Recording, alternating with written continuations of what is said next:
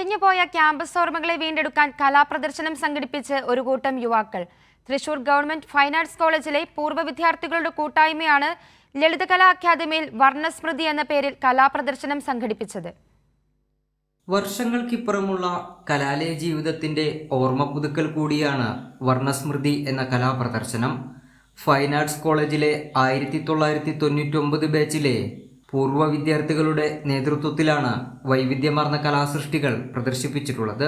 പെയിന്റുകൾ ഉപയോഗിച്ചുള്ള ചില അക്രലിക് ഉണ്ട്, ഓയിൽ പെയിന്റ് ഉണ്ട്, പിന്നെ ബ്രാസിന്റെ ശില്പങ്ങളുണ്ട്, വുഡൻ ശില്പങ്ങളുണ്ട്.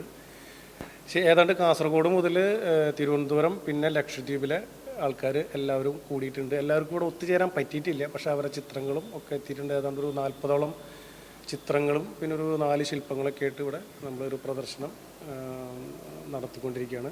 ശരിയായൊരു ഓർമ്മ പുതുക്കലാണ്. ഞങ്ങൾ ഈ ഒരു 30 പേരായിരുന്നു ഞങ്ങളുടെ ബാച്ച്. ആ ഒരു ശരിക്കും പറഞ്ഞാൽ നല്ലൊരു ഫീൽ കിട്ടുന്നുണ്ട്. ഇപ്പോൾ കല അന്യം നിന്നു പോകാത്ത ഒന്നാണെന്ന് തെളിയിക്കുകയാണ് ഇവർ. വർഷങ്ങൾക്ക് ശേഷവും മാറ്റുകുറയാതെ ചിത്രങ്ങളും ശില്പങ്ങളും ഇവരുടെ സൃഷ്ടിയിൽ നിന്നും രൂപം കൊള്ളുകയാണ്. ക്യാമ്പസ് കാലത്തെ ഓർമ്മകളും ഒന്നിച്ചു പങ്കിട്ട നർമ്മങ്ങളും സൗഹൃദങ്ങളും വീണ്ടും തേടിയെത്തിയതുപോലെയാണ് ഇവർക്ക്. പണ്ട് കാലത്ത് 5 വർഷത്തെ കോഴ്സായിരുന്നു.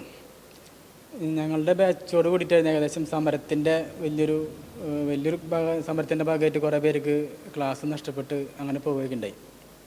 കുറച്ച് പേര് ക്ലാസ് കണ്ടിന്യൂ ചെയ്തു. പക്ഷേ പുറത്ത് പോയവരും എല്ലാവരും കൂടി ചേർന്നിട്ടുള്ളൊരു പരിപാടിയാണ്. അതായത് പോയവരൊന്നും നമ്മൾ ഒഴിവാക്കിയിട്ടില്ല. നമ്മൾ 30 പേരായിരുന്നു നമ്മുടെ ബാച്ചുണ്ടായിരുന്നല്ലേ. 30 പേരും ഉണ്ട്. എല്ലാവരും ഒരുമിച്ച് തന്നെയാണ്. പക്ഷെ പലരും പല സ്ഥലത്തായതുകൊണ്ട് എല്ലാവർക്കും എത്തിച്ചേരാൻ പറ്റിയില്ല. പക്ഷെ എല്ലാവരും വർക്കുകളൊക്കെ അയച്ചു തന്നിട്ടുണ്ട്.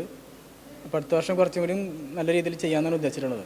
40ഓളം വരുന്ന ചിത്രങ്ങളും ശില്പങ്ങളുമാണ് പ്രദർശിപ്പിച്ചിട്ടുള്ളത്. ഒന്നിച്ചു പഠിച്ചതിൽ പലരും വിദേശത്തടക്കമാണ് ഉള്ളത്. അവിടെ നിന്നും അയച്ചു തന്ന ചിത്രങ്ങളടക്കമാണ് അക്കാദമിയിൽ പ്രദർശിപ്പിച്ചിട്ടുള്ളത്. എണ്ണച്ചായം, ജലച്ചായം എന്നിവ ഉപയോഗിച്ചാണ് ചിത്രരചന. ഇനി വരുന്ന ഓരോ വർഷങ്ങളിലും വലിയ രീതിയിൽ ചിത്രപ്രദർശനങ്ങൾ സംഘടിപ്പിക്കണമെന്നാണ് കൂട്ടായ്മയുടെ ആഗ്രഹം. കൈരളി ന്യൂസ്, തൃശൂർ.